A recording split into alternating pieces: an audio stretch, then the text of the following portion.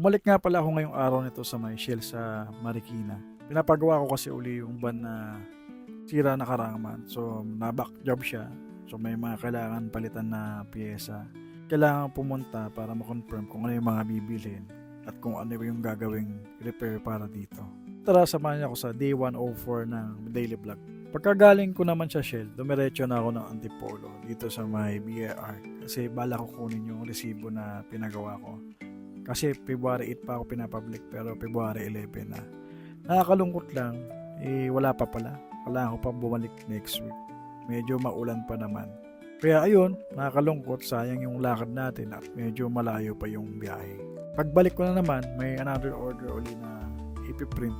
Itong Supreme Design. Akalam ko pang-apat na ata to ngayong buwan na Supreme Design. So gusto ng mga client ko ito. Nakikita niyo yung quality ng sticker at napaka-quality ng pagkakaprint ng mga image. Depende kasi yun sa image na i-layout natin. Dapat mataas din yung resolution. Pagka mababa kasi, magbe-blurred yung image. Katulad nito, mataas yung resolution.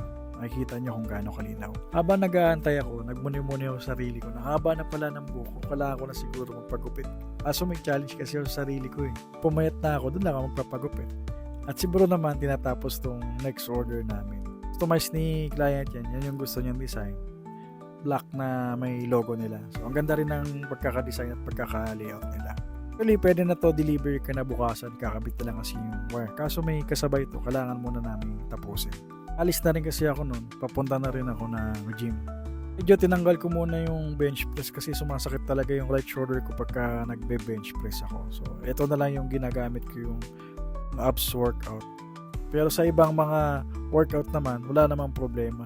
Dating sa back tsaka leg, okay naman. Wala namang medyo kumikirot. Kasi ngayon, hindi natin pwedeng ibigla yung sarili natin pagka nagbe-bench press tayo. Lalo na araw-araw ako nag-workout, kailangan mapahinga muna yung kung may injured ka. So, wag niyo akong gagayahin yung ginagawa ko kasi may mga supplement ako para magawa ko lahat ng mga bagay na to.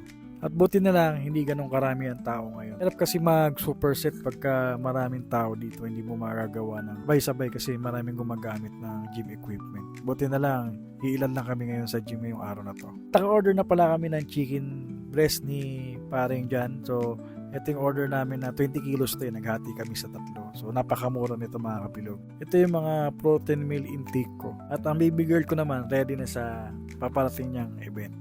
At ito nga pala yung mga kinakain ko pagka ganitong this oras ng gabi.